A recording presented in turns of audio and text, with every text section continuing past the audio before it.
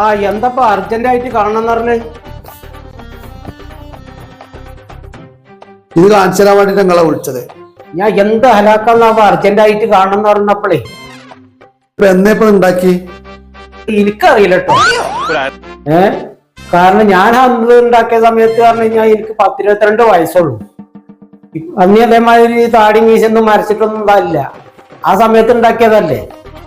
എന്റെ കുട്ടിക്ക് 1 വയസ്സുള്ള സമയത്താ.